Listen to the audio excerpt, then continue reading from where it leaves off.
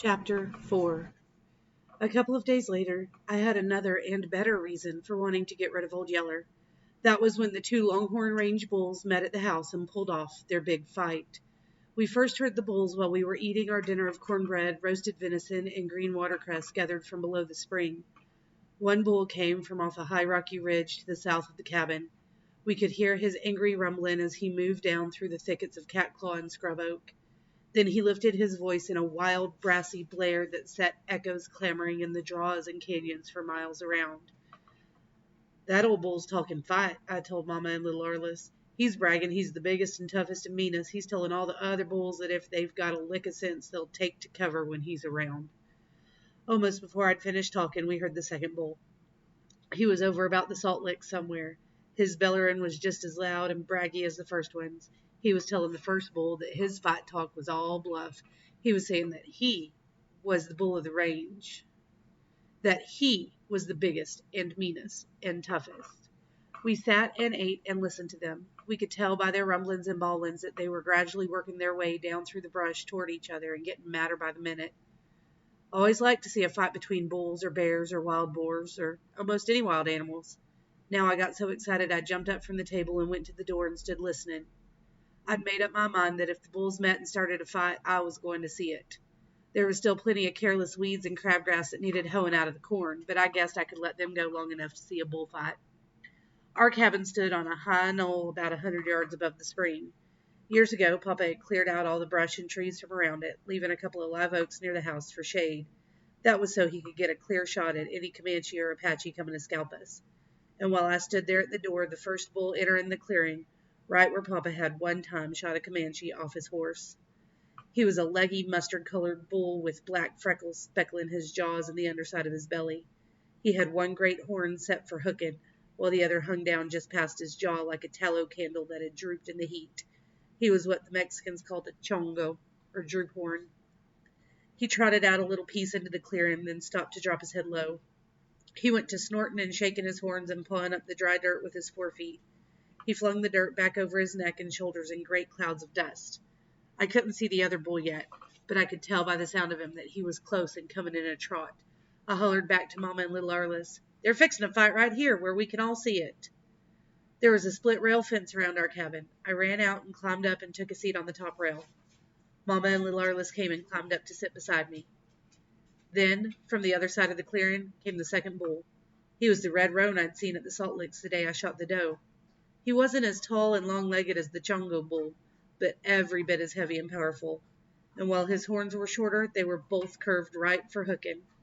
Like the first bull, he came blaring out into the clearing, then stopped to snort and sling his wicked horns and paw up clouds of dust. He made it plain that he wanted to fight just as bad as the first bull. About that time, from somewhere behind the cabin, came Old Yeller. He charged through the rails, bristled up, and roaring almost as loud as the bulls. All their bellering and snorting and dust pawing sounded like a threat to him. He'd come to run them away from the house. I hollered at him. "Get back here, you rascal," I shouted. "You're fixing to spoil our show." That stopped him, but he still wasn't satisfied. He kept baying the bulls till I jumped down and picked up a rock. I didn't have to throw it. All I had to do was draw back like I was going to.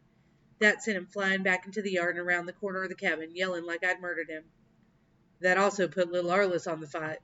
He started screaming at me. He tried to get down where he could pick up a rock. But Mama held him. "Hush now, baby," she said. "Travis ain't going to hurt your dog. He just doesn't want him to scare off the bulls." Well, it took some talking, but she finally got little Arliss's mind off hitting me with a rock. I climbed back up on the fence, told Mama I was betting on Chongo. She said she was betting her money on Roni because he had 2 fighting horns. We sat there and watched the bulls get ready to fight and talked and laughed and had ourselves a real good time. We never once thought about being in any danger. When we learned different, it was nearly too late. Suddenly, Chongo quit pawing the dirt and flung his tail into the air. "Look out," I shouted. "Here it comes." Sure enough, Chongo charged, pounding the hard pan with his feet and roaring his mightiest.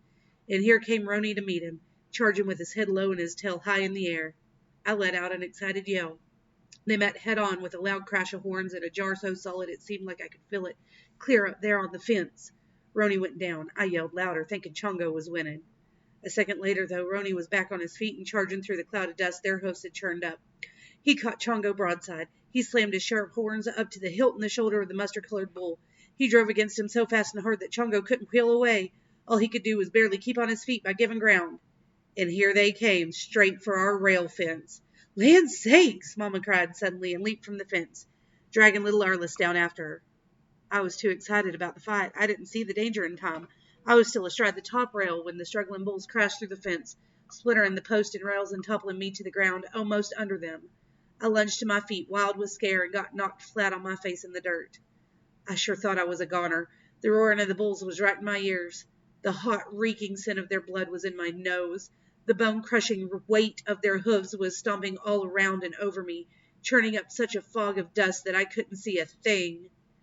Then suddenly Mama had me by the hand and was dragging me out from under, yelling in a scared voice, "Run, Travis, run!"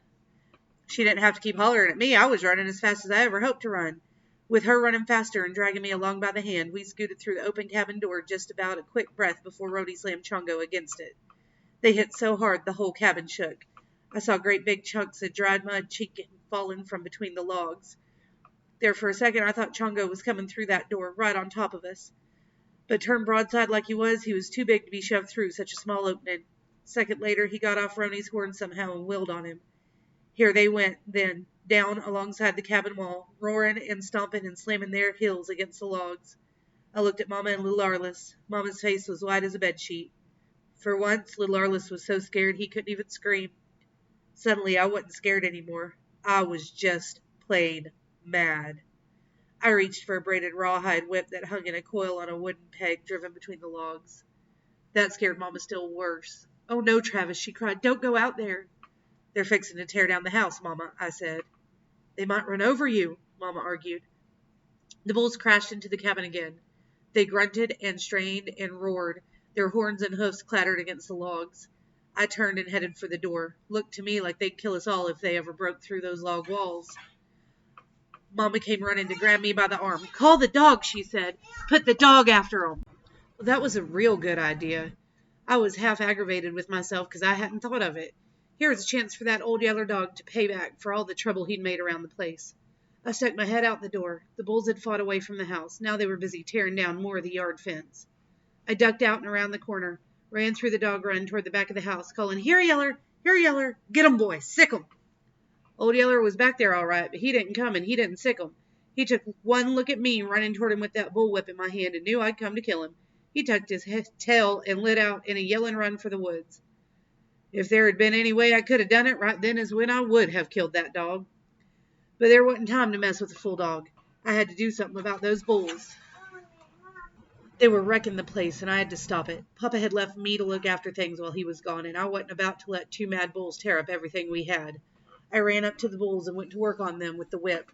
It was a heavy 16-footer, and I'd practiced with it a lot. I could crack that rawhide popper louder than a gunshot.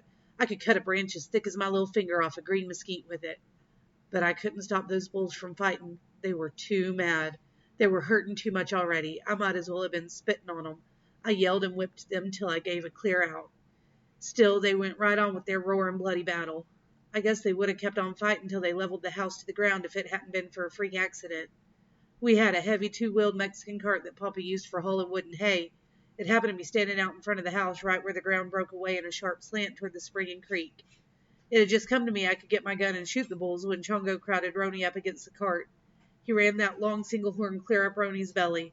Now he gave such a big heave that he lifted Roni's feet clear off the ground and rolled him in the air. A second later, Roni landed flat on his back inside the bed of that dump cart with all 4 feet sticking up. I thought his weight would break the cart to pieces, but I was wrong. The cart was stronger than I'd thought. All the bull's weight did was tilt it, so the wheels started rolling. And away the cart went down the hill, carrying Roni with it.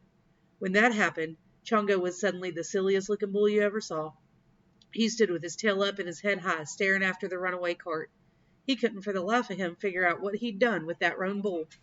The rolling cart rattled and banged and careened its way down the slope till it struck right beside the spring. There one wheel struck a big boulder, bouncing that side of the cart so high that it turned over and skidded to a stop. The roan bull spilled right into the spring, and water flew in all directions. Roni got his feet under him. He scrambled up out of the hole. But I guess that cart ride and sudden wetting had taken all the fight out of him. Anyhow, he headed for the timber, running with his tail tucked. Water streamed down out of his hair, leaving a dark, wet trail in the dry dust to show which way he'd gone. Chongo saw Roni then. He snorted and went after him. But when he got to the cart, he slid to a sudden stop. The cart, lying on its side now, still had that top wheel spinning around and around. Chongo had never seen anything like that. He stood and stared at the spinning wheel. He couldn't understand it. He lifted his nose up close to smell it. Finally, he reached out a long tongue to lick and taste it. It was a bad mistake. Guess the iron tire of the spinning wheel was roughed up pretty badly, maybe had chips of broken rock and gravel stuck to it. Anyhow, from the way Chongo acted, it must have scraped all the hide off his tongue. Chongo bawled and went running backward. He whirled away so fast he lost his footing and fell down. He came to his feet and took out in the opposite direction from the roan bull.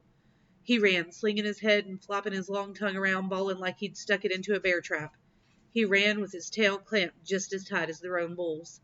It was enough to make you laugh your head off, the way both those bad bulls had gotten the wet scared clear out of them, each one thinking he'd lost the fight. They sure had made a wreck of the yard fence.